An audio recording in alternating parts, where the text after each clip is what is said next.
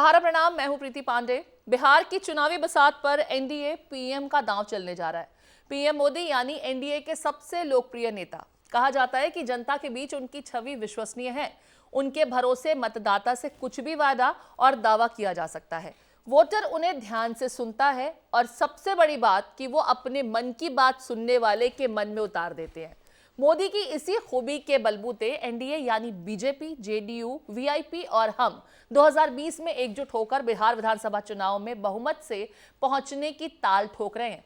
लेकिन 2015 विधानसभा के वो नतीजे भी लोगों को याद हैं। उस वक्त पीएम मोदी अपनी लोकप्रियता के चरम पर थे, शिखर पर थे और मोदी फैक्टर को चुनाव जीतने की चाबी माना जाने लगा था। लेकिन दिल्ली और बिहार ने उनके अश्वमेघ यज्ञ को रोक दिया था। बिहार में नीतीश लालू कांग्रेस के गठजोड़ ने बीजेपी के स्टार प्रचारक की कामयाबी पर ब्रेक लगा दिया था। लेकिन इस बार फिजा बदली हुई है। नीतीश पीएम मोदी के साथ हैं और सभी 12 रैलियों में पीएम के साथ अपने लौटने के दावे को पुख्ता बनाने में जुटेंगे।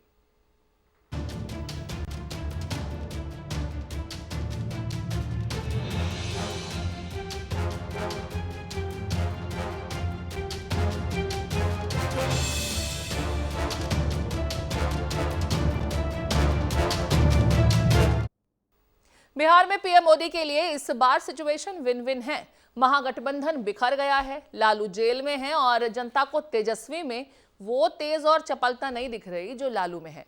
दलित राजनीति के धुरंधर रामविलास पासवान भी नहीं रहे और चिराग एनडीए के खिलाफ फ्रेंडली मैच खेल रहे हैं। बाकी 3 और गठजोड़ जोड़ तोड़कर बने हैं, लेकिन उनकी चुनौती नाकाफी है। ऐसे में साफ है कि साल 2015 वाला ऊहापोह तो नहीं है और पीएम मोदी भी 4 दिनों में अपनी 12 रैलियों के जरिए बिहार में हर वो दांव आजमाएंगे जो नीतीश कुमार के साथ साथ पूरे एनडीए कुनबे को इतनी सीट तो दिला दे कि वो अगले 5 साल बेरोक टोक सरकार चला सकें। आखिर नीतीश कुमार के 15 साल के शासन की जिन खामियों पर विपक्ष की नजर है, उन्हें मोदी अपने असर से खूबियों में तब्दील कर दें। इसी रणनीति के साथ 23 अक्टूबर को पीएम मोदी आगाज करेंगे।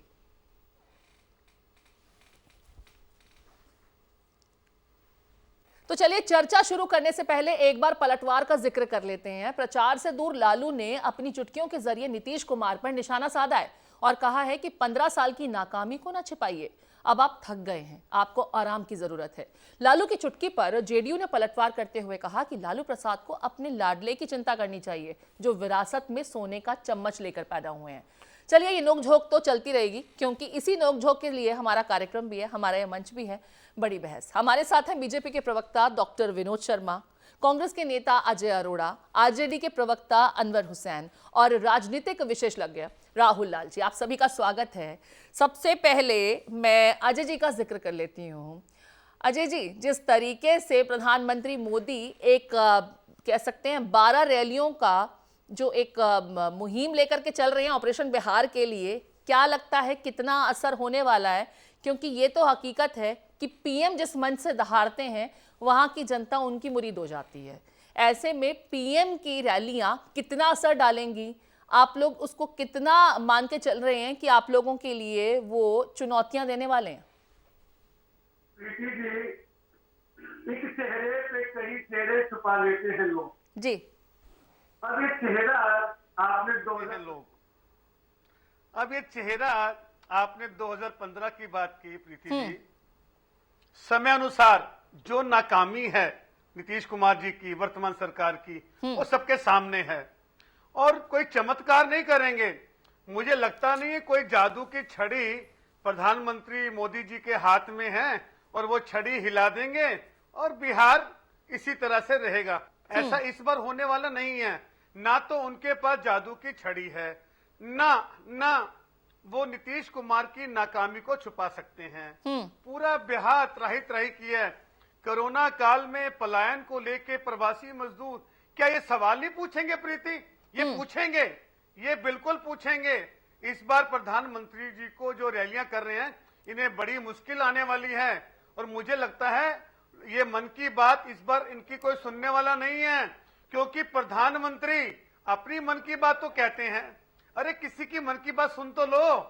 तो जब तक कहते सुनने वाला नेता होता है, प्रधानमंत्री अपनी बोलते हैं और ये सुनना शुरू करेंगे तो पता लगेगा मुझे लगता नहीं है इस बार दिल्ली बहुत दूर है, इनके लिए बहुत दूर है। डॉक्टर विनोद शर्मा हमारे साथ जुड़े हुए हैं। विनोद साहब, जिस तरीके से अजय अरोड़ा जी कह रहे हैं कि पीएम के मन की बात इस बार कितने लोग सुनेंगे, इस बार उन्हें तो संशय लग रहा है, उनको भरोसा नहीं है कि जनता इस बार उनकी बातों में आ जाएगी।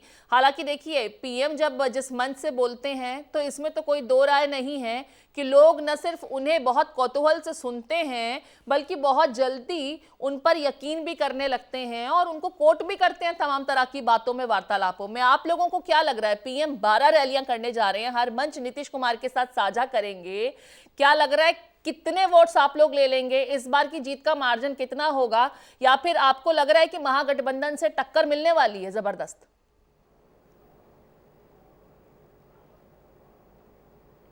देखिए, अरोड़ा जी जो बातें कर रहे हैं, चलिए बहुत ज्यादा भावुक हो गए हैं, क्योंकि लंबी समय से बिहार में इनकी क्या स्थिति है कांग्रेस की वो जानते हैं जी। और अभी लंबा समय लगेगा कांग्रेस के बिहार में स्थिति से निकलने के लिए। हमारे आदरणीय प्रधानमंत्री ने विश्वास पैदा किया है पूरे देश में, युवाओं में, किसानों में और व्यवसायियों में। सब लोग यह जानते हैं कि यह व्यक्ति जो कहता है वो करता है, और हमारे आदरणीय प्रधानमंत्री नरेंद्र मोदी जी ने जो कहा वो करके दिखाया है। और निश्चित रूप से आज बिहार का चुनाव नरेंद्र मोदी जी के आने के बाद फिजा बदल जाएगी, इसमें दो राय नहीं है। बिहार वासी काफी उत्सुकता से उनका इंतजार कर रहे हैं और बिहार के लिए काफी कुछ किया है हमारे आदरणीय प्रधानमंत्री ने। आज बिहार का नाम लेने में हमें गर्व होता है, बाहर जाकर कहीं भी बिहारी कहने में पहले हमें शर्म आती थी। तो निश्चित रूप से आज प्रधानमंत्री आएंगे, हमारे माननीय मुख्यमंत्री, हमारे उप मुख्यमंत्री सुशील मोदी जी अपने कामों का वोट मांग रहे हैं, कोई खैरात नहीं मांग रहे, उन्होंने करके दिखाया है। कांग्रेस शासन काल में 6-7% विकास ग्रोथ था, आज 12% विकास ग्रोथ है बिहार का। और निश्चित रूप से बिहार काफी प्रगति किया है, हर स्तर पर हर चीज में आगे बढ़ा है, शिक्षा हो, स्वास्थ्य हो या किसी भी चीज में। आज कोरोना की ही चर्चा हो रही है, कोरोना का सबसे रिकवरी रेट ज्यादा बिहार में इंडिया में है, 94.5 चला गया है। हमने बहुत जल्दी इस पर कमान किया है, हमारे स्वास्थ्य। लेकिन सर, जो मजदूरों का मुद्दा उठाया अजय जी ने, उसको लेकर के भी कोई जवाब देंगे? क्योंकि देखिए, ये भी तो हकीकत है ना, सारे देश ने देखा था कि किस तरीके से मजदूर पलायन कर रहे थे, कितने 100 किलोमीटर पैदल चलने को मजबूर हुए, वो स्थिति भी तो छिपी नहीं है। और ये भी हकीकत है कि बिहार से एक बड़ा तबका मजदूर वर्ग का है जो दूसरे राज्यों में जाकर काम कर रहा था, और जब ये हालात पैदा हुए तो जो स्थिति का सामना उन लोगों ने किया वो भी तो इनकार नहीं कर पाएंगे ना आप, उसको कैसे निपटेंगे? मैं ये सवाल करना चाह रही थी, उस स्थिति से कैसे डील करेंगे? ये बात हकीकत है कि प्रधानमंत्री जब मंच से बोलते हैं तो लोग मंत्रमुग्ध होकर के सुनते हैं, घंटों उनको सुनने के लिए तैयार रहते हैं, लेकिन ये हकीकत भी तो है कि जिसने झेला वो तो सवाल पूछेगा। जो किया उस ना निश्चित पूछेगा और हम जवाब भी देंगे।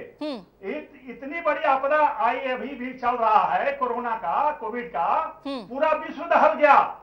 अमेरिका जैसी महाशक्ति घुटने टेक दी, कितनी ज्यादा हादसे हुए ब्रिटेन में या फिर जितने बड़े कंट्री हैं, सब में बहुत ज्यादा तादाद में लोग नहीं रहे इसके प्रभाव से। लेकिन भारत ने काफी दृढ़ शक्ति से हमारे प्रधानमंत्री के इसको कंट्रोल करने का काम किया है। कैजुअलिटी निश्चित रूप से बहुत ज्यादा होती है, अगर लॉकडाउन नहीं होता तो विलासों से सड़क पटा होता। पहले भी आप देखे होंगे कि महामारी आई थी और उसमें करोड़ों करोड़ लोग मर गए थे, लेकिन आदरणीय प्रधानमंत्री जी ने जो निर्णय लिया पूरा देश उनके साथ था। हमारे मजदूर भाई को निश्चित रूप से कुछ तकलीफ हुई है, इससे इनकार नहीं कर सकते हैं, लेकिन विनोद जी मैं एक मिनट रोक रही हूँ, कोरोना काल को मैं भूल जाती हूँ। चलिए ठीक है, ये तो एक ऐसी आपदा है जो पूरे विश्व पर आई, सबके ऊपर आई, लिहाजा इस मुद्दे पर हम किसी के ऊपर दोषारोपण तो नहीं कर सकते कि ये बीमारी अचानक से किसी की लापरवाही का नतीजा है, क्योंकि ये सारे विश्व के साथ स्थिति है। अभी आप जब जिक्र कर रहे थे प्रधानमंत्री नरेंद्र मोदी के कामों को आपने गिना दिया, और उसके बाद में दूसरा नाम जो आपने लिया वो सुशील मोदी का लिया। आप बिहार में डेवलपमेंट की बात करते हैं, लेकिन सिर्फ सुशील मोदी का जिक्र क्यों करते हैं? नीतीश कुमार का नाम क्यों लेने से बच रही है बीजेपी? ये सवाल मेरा है, क्योंकि ठीक है, ये हकीकत है कि मंच आप लोग साझा करने जा रहे हैं, ये ऐलान हो गया, लेकिन ये ऐलान भी तब हुआ जब ये कहा जाने लगा कि बीजेपी वोट मांगने जा रही है तो वो सिर्फ प्रधानमंत्री के कामों को, केंद्र के कामों को गिनाती है, नीतीश कुमार का जिक्र भी नहीं करना चाहती। गठबंधन में होकर के भी ये कैसा गठबंधन है कि नीतीश कुमार को आप लोग श्रेय नहीं देना चाहते हैं? अभी अभी मैंने कहा कि हमारे मुख्यमंत्री आदरणीय और उप मुख्यमंत्री ने जो काम किया उसका वोट मांग रहे हैं। सर, हम नीतीश मजबूरी कुमार का मांग रहे नाम हैं। आप कहाँ ले बिहार रहे हैं? को आप तो बढ़ाने का सुशील काम मोदी किया, गिना रहे थे। चर्चा किया है। मुख्यमंत्री ने निश्चित रूप से बिहार के लिए काम किया है जी। और सब जगह चर्चा है कि बहुत अच्छे मुख्यमंत्री है और सुशासन बिहार में चल रहा है, इसमें दो राय नहीं है। तो चर्चा तो बार बार होगी। हमने आखिर मुख्यमंत्री का उम्मीदवार क्यों बनाया? आदरणीय नीतीश जी को, प्रधानमंत्री जी, अमित शाह जी, हमारे राष्ट्रीय अध्यक्ष नड्डा जी, हमारे सुशील मोदी जी, चाहे सब सर्वसम्मति से पूरी पार्टी ने, भूपेंद्र यादव जी ने इनको मुख्यमंत्री का उम्मीदवार बनाया है। आखिर उनके कामों को देखकर हमने बनाया है। काम बिहार में बोलता है। चलिए, आप काम गिना रहे हैं। हमारे साथ अनवर हुसैन जी जुड़े हुए हैं, आरजेडी से हैं। अनवर साहब, जिस तरीके से विनोद जी एक लंबे चौड़े कामों की लिस्ट गिना रहे हैं, वो तो सीधे कह रहे हैं कि बिहार में इतना विकास हुआ है जो पहले कभी नहीं देखा गया। वो आपके 15 साल को गिना रहे हैं। आप इत्तेफाक रखते हैं? और प्रधानमंत्री नरेंद्र मोदी जिस तरीके से अब रैलियों पर रैलियां करने जा रहे हैं, 12 रैलियां होंगी 4 दिन में, कितना असर पड़ेगा? लगता है क्षेत्र की जनता एक बार फिर से बीजेपी के साथ हो लेगी?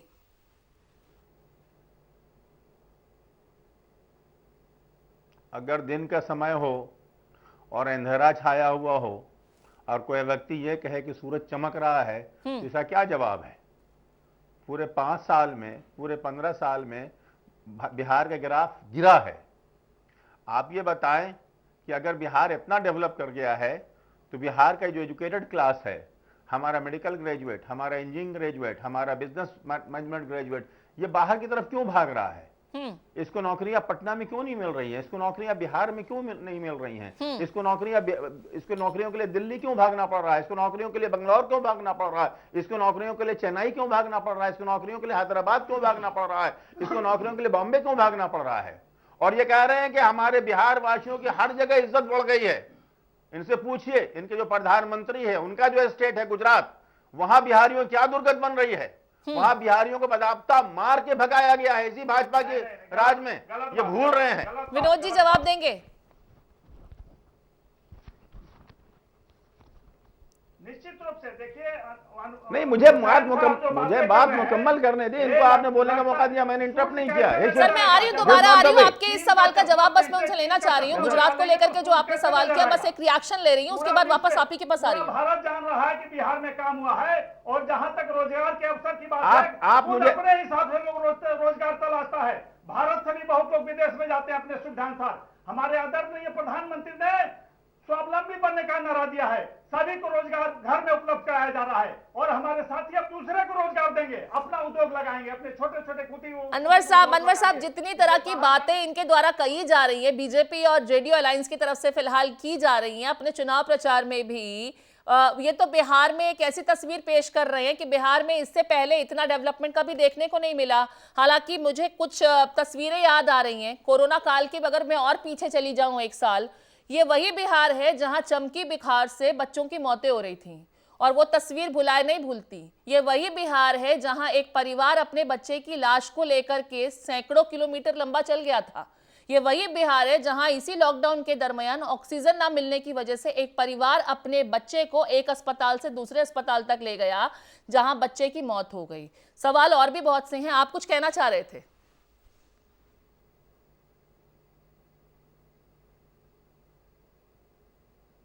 देखिए, निश्चित रूप से अभी जो बोल रहे हैं हुसैन साहब, वो झुठलाना चाहते हैं सच्चाई को, संभव नहीं है। चमकी बुखार की जहां तक अपने जिक्र की, निश्चित रूप से काफी लोग मरे थे। अनुसंधान में समय लगा, लेकिन इस बार तो आपको नजर नहीं आया होगा चमकी बुखार से कितने लोग मरे। उसका आंकड़ा, चूंकि वो अनुसंधान में आ गया कि कैसा रोग है, उसकी दवा उपलब्ध हो गई। आज कोरोना में मैं सच्चाई को नहीं झुठला रहा हूं, मैं सरासर झूठ को झुठला रहा हूं। मुसलसल बिहार में झूठ बोला जा रहा है, प्रोपेगेंडा किया जा रहा है। लालू जी का 15 साल और नीतीश कुमार का 15 साल, 15 साल में कौन सी तरक्की हुई है? रोड सड़कें बन गई हैं। चलिए, ये विवादों का विषय है, विवाद चलते रहेंगे। हमारे साथ राहुल लाल जी भी हैं, राजनीतिक विशेषज्ञ हैं। राहुल जी, आप डिबेट सुन रहे हैं, अपने अपने पॉइंट सब कोई गिनाना चाहता है क्योंकि चुनाव सर पर हैं। आप किस तरीके से फिलहाल स्थिति को देख रहे हैं? और पीएम 12 रैलियां करने जा रहे हैं। इससे पहले हम चर्चा कर चुके हैं, जिस वक्त ये कहा जा रहा था कि नीतीश कुमार के नाम को जिक्र भी नहीं कर रही है बीजेपी। हालांकि अब उस स्थिति को इन्होंने तोड़ दिया है और ये कहा है कि मंच साझा होगा। नीतीश और पीएम एक मंच पर होंगे, 12 रैलियां, तमाम तरह का एजेंडा और जनता के बीच पीएम। कितना असर पड़ेगा और आगे कहां आप जाते हुए देख रहे हैं इस अलायंस को? देखिए, अभी भी प्रधानमंत्री अवश्य जो है कि वो रैली करेंगे, उसमें नीतीश कुमार भी होंगे, लेकिन बिहार के जनता को ये अभी भी समझ में नहीं आ रहा है। राजनीतिक दृष्टि से सोचे तो उसका विश्लेषण काफी अभी भी आसान है कि लोजपा क्यों केवल जदयू के विरुद्ध ही प्रत्याशियों को उतार रही है। आखिर लोजपा क्यों केवल 4-5 सीटों उन्होंने जो है कि वो फ्रेंडली मैच वो बीजेपी के साथ उसकी हो रही है। तो लोजपा की जो भूमिका है, लोजपा अकेले में इतनी मजबूत पार्टी नहीं है कि वो स्वतंत्र रूप से निर्णय ले ले कि नहीं हमें नीतीश कुमार नहीं चाहिए। तो स्पष्ट है कि लोजपा के पीछे बीजेपी खड़ी है और बीजेपी कहीं ना कहीं एक तरह से जदयू को एक छोटा भाई बनाना चाह रही है, वो खुद बड़े भाई के रोल में आना चाह रही है।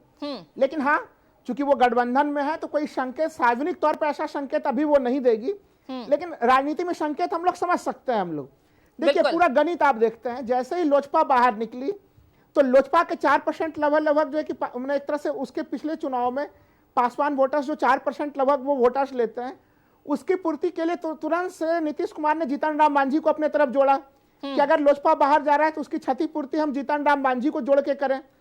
तो बिहार में मुद्दे बहुत सारे हैं, लेकिन ये सोचना पड़ेगा कि बिहार कहां पहुंच चुका है और वहां पे जातिगत राजनीति अभी भी कितनी हावी है। वहां पे सारे दलों का, चाहे वो महागठबंधन हो या एनडीए का घटक हो, ये सभी लोगों ने एक तरह से राजनीतिक सोशल इंजीनियरिंग का प्रयोग सबों ने किया है वहां पे। लेकिन इसमें सबसे दुखद चीज ये है कि जो बिहार का विकास है, विकास अभी बिहार उसी जगह पे है और विकास से काफी दूरी पे है। अभी मैंने कई जिलों का वहां पे मैं गया भी था, जैसे आरा और कुछ अन्य जगहों पे मैं गया, मुख्य शहर के सड़कों की स्थिति काफी खराब थी वहां पे।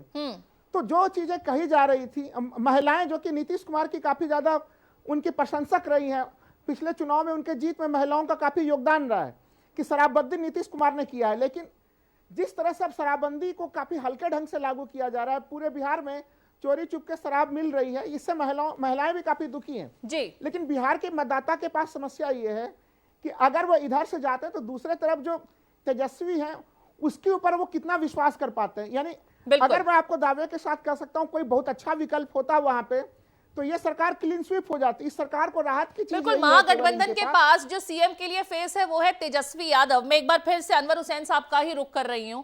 अनवर साहब, तेजस्वी यादव को लेकर के आज जेडीयू ने एक लालू के ट्वीट के ऊपर काउंटर ट्वीट किया है और सीधे तौर पर कहा कि लालू अपनी बेटे की चिंता कर लें तो ज्यादा बेहतर है। जेडीयू के बारे में वो क्यों चिंता करते हैं, क्योंकि उनके बेटे सोने का चम्मच लेकर के पैदा हुए हैं।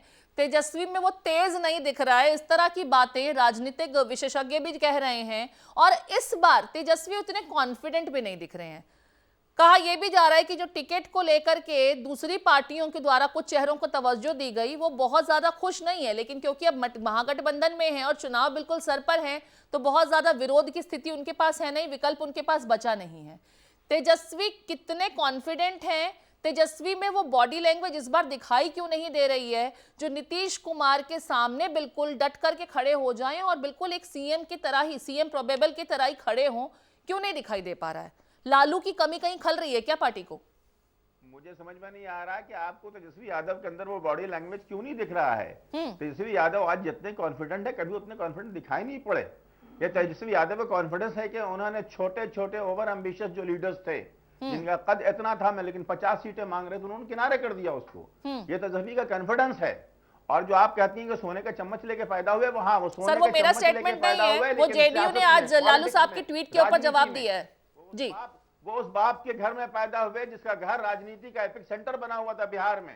वो चंद्रशेखर के गोदों में खेले हैं, वो वीपी सिंह के गोदों में खेले हैं, सियासत उन्होंने वहां से सीखी है और अपने सियासी सूझबूझ के सबूत उन्होंने दिया है उप मुख्यमंत्री के तौर पे। वो नीतीश कुमार के साथ उप मुख्यमंत्री रहे हैं उस दौर में, और उसके बाद भी नीतीश कुमार ने कभी उनके किसी काम की शिकायत नहीं की। तो वो पूरे तौर पे मैच्योर लीडर हैं, वो बहुत अच्छे कम्युनिकेटर हैं। और देखिए आज बिहार में पहली बार पॉलिटिक्स को उन्होंने जातिवाद से उठाया है, धर्म के अनुवाद से उठाया है। वो डेवलपमेंट की बात कर रहे हैं, वो जॉब की बात कर रहे हैं, वो अनएम्प्लॉयमेंट की बात कर रहे हैं, वो एम्प्लॉयमेंट लाने की सर, बात जो कर रहे हैं, एम्प्लॉयमेंट का आप लोगों ने जो घोषणा पत्र बहुत अच्छे चुनावी शब्दों का इस्तेमाल किया, बहुत अच्छे जुमलों का इस्तेमाल करते हुए आपने अपना घोषणा पत्र जारी किया है, लेकिन उस घोषणा पत्र में जो नौकरियों को लेकर के एक आंकड़ा आप लोगों ने दिया है, मैं वो नहीं समझ पा रही हूँ। एक तरफ आप इस बात से तो इत्तेफाक रखते हैं कि नीतीश कुमार कहते हैं कि कारखाने बिहार में नहीं लग सकते, तो ये तो हम पहले से कह रहे थे। आप लोग नौकरियां कहां से लाएंगे इतनी सारी? और अगर जो टीचरों को रेगुलराइज करने वाला आपने घोषणा पत्र दिया है, तो क्या वो बजट पर उतना असर नहीं पड़ने वाला है? इन तमाम चीजों का आंकलन हुआ था क्या पहले? छुरा घोंप के उसके बाद भी हमारे प्रधानमंत्री को इस 12 दिन इस स्टेट में बिताने की फिक्र ये क्यों है? ये बौखलाहट क्यों है? उन्हें सिग्नल मिल चुका है कि उनकी और जेडीयू की सरकार जा रही है। आपका समय समाप्त हो गया। विनोद शर्मा साहब, आप कुछ कहना चाह रहे हैं? ये निश्चित रूप से देखिए, कहावत है कि दूध का जला हुआ मट्ठा फूंक के पीता है। दूध से जब जीव जल जाता है तो बार बार मट्ठा को भी फूंक लेता है। तो वही हाल यहाँ है। तेजस्वी जी लाख अभी कर लें, बिहार की जनता इतनी जल्दी विश्वास नहीं करने वाली है। इन्होंने कहा कि बदलाव लाए हैं अपने में, तो ये स्वीकार कर रहे हैं कि पहले इनके आचरण गंदे थे, इनके काम गंदे थे। हुसैन साहब खुद कह रहे हैं कि हमारी पार्टी के आचरण और काम गंदे थे। तो इतनी जल्दी कैसे अभी बिहार की जनता विश्वास कर लेगी? ठीक है, काम करेंगे, हो सकता है आगे विश्वास कर ले, लेकिन अभी वो नीतीश कुमार और भाजपा गठबंधन पर विश्वास कर रही है, क्योंकि काम को देखा है, उसने बिहार के विकास को देखा है, बिहार का शान और मान जो बढ़ा है पूरे भारत में, उसको देखा है। चलिए, हमारे साथ अजय अरोड़ा जी भी जुड़े हुए हैं। अजय साहब, कांग्रेस पार्टी ने एक ऐसे कैंडिडेट को टिकट दे दिया जिसकी वजह से बिहार के चुनाव में भी जिन्ना का नाम लिया जाने लगा, और खबर यह है कि तेजस्वी यादव इस सिलेक्शन से बहुत ज्यादा खुश नहीं थे, खिन्न बताए जा रहे थे। ऐसा मुद्दा आप लोग दे क्यों देते हैं कि बीजेपी उसे कैश कर ले? अब फायर ब्रांड नेता योगी आदित्यनाथ भी कल से बिहार में अपना ऑपरेशन चुनाव जो है वो शुरू करने जा रहे हैं, और इस तरह के बहुत सारे नेता हैं जो इन मुद्दों को सबसे ज्यादा कैश करते हैं। ऊपर से पीएम मोदी के नाम का तड़का तो सोने पर सुहागा है। कैसे काउंटर करेंगे इन तमाम एलिगेशंस को, और खास करके जो आपस में नाराजगी चल रही है उसे कैसे निपटेंगे?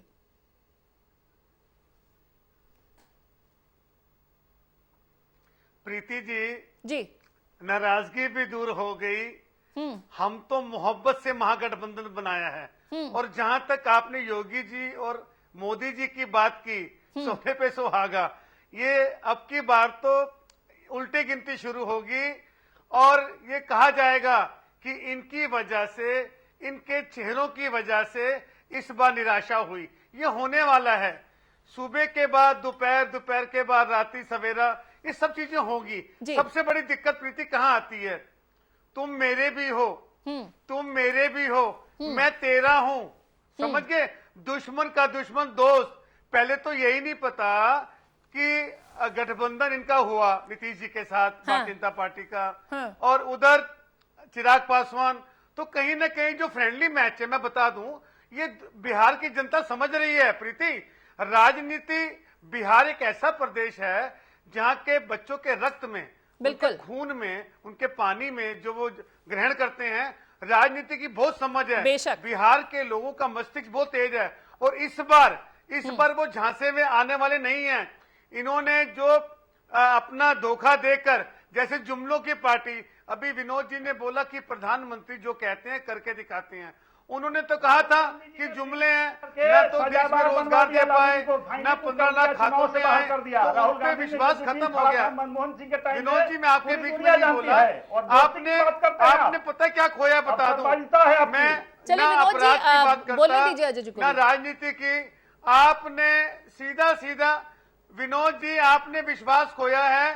विनोद जी, आप माने, आप हृदय से माने, आपकी बौखलाहट बता रही है। जैसे आप बीच में बोले कि आपने विश्वास खो दिया जनता के बीच में, और जिस प्रकार से प्रवासी मजदूरों के बच्चों की मृत्यु हुई सड़क पर, रेडी में। चलिए, मैं राहुल जी के पास एक फाइनल कमेंट के लिए जा रही हूँ। राहुल जी, आपने सबके पक्ष सुन लिए हैं, सबके पॉइंट सुन लिए हैं। ये कहते हैं, अगर मैं महागठबंधन के पक्ष की बात करूं तो ये तो सीधे तौर पर कहते हैं कि पीएम जब इतनी सारी रैलियां कर रहे हैं तो ये बीजेपी और जेडीयू की बौखलाहट को दिखा रही है।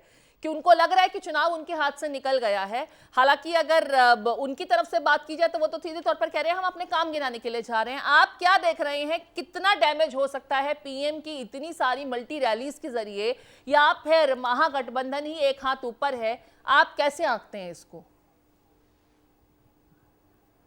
देखिए, अगर दोनों गठबंधन को हम लोग देख रहे हैं तो अभी आप देखें कि कांटे की टक्कर की स्थिति बनी हुई है। पीएम बहुत ज्यादा रैली कर रहे हैं और वो भारतीय जनता पार्टी के लिए बिल्कुल एक एसेट की स्थिति है, लेकिन भारतीय जनता पार्टी के साथ समस्या यह है कि पीएम को लोग प्रधानमंत्री के लिए तो उनके विचारों को 100% एक्सेप्ट करते हैं, बिल्कुल, लेकिन जब मुख्यमंत्री चुनने की बात होती है तो लोगों को पता है कि विधानसभा का चुनाव है ये।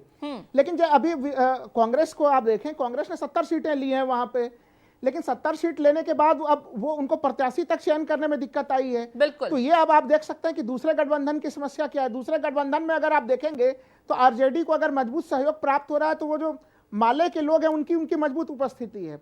अभी भी यहाँ पे लोग स्वास्थ्य की इंफ्रास्ट्रक्चर की बात कर रहे थे, बिहार में वो काफी पीछे है।